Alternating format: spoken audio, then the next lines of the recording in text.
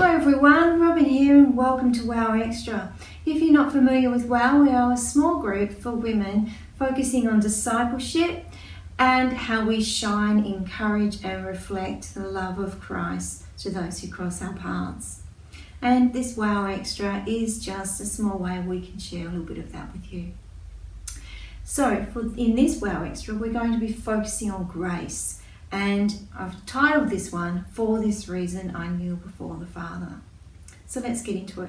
So God's grace is amazing. We who do not deserve it have it freely given to us. So when I read Ephesians chapter 3, it just gives me goosebumps every time. So if you're not familiar with this chapter, I suggest you have a good look at it after. So Paul there is writing in Ephesians 3 about his passion for God and the grace that he was given freely, just as we have been given this grace freely. And verse 7, and it always encourages me, especially on the days when I feel a bit less secure in myself, and it says this: I became a servant of this gospel by the gift of God's grace given me through the working of his power. Although I am less than the least of all God's people, this grace was given me to preach to the Gentiles the boundless riches of Christ. So Paul reminds us that it is by grace that we can approach the Father with freedom and confidence. And in verse 14 he writes this: For this reason I kneel before the Father, from whom his whole family in heaven and earth derives its name. I pray that out of his glorious riches he may strengthen you with power through his Spirit in your inner being, so that Christ may dwell in your hearts through faith. And I pray that you, being rooted and established in love, may have power together with all the saints to grasp how wide, how high, how long, and how deep is the love of Christ, and to know that this love that surpasses the knowledge, that you may be filled to the measure of the fullness, all the fullness of God. So why do we kneel before the Father?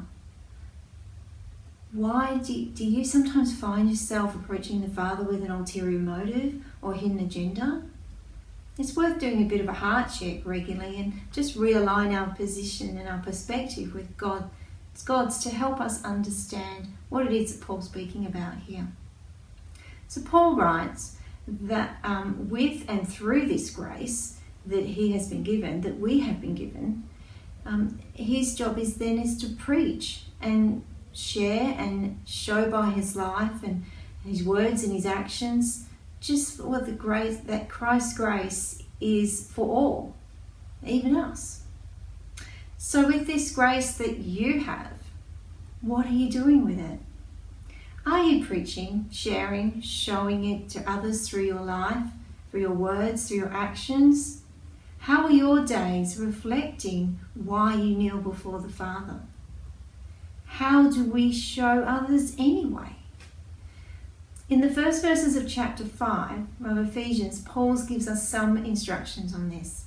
He says this: Follow God's example, therefore, as dearly loved children, and walk in the ways of love, just as Christ loved us and gave himself for us, as a fragrant offering and a sacrifice to God.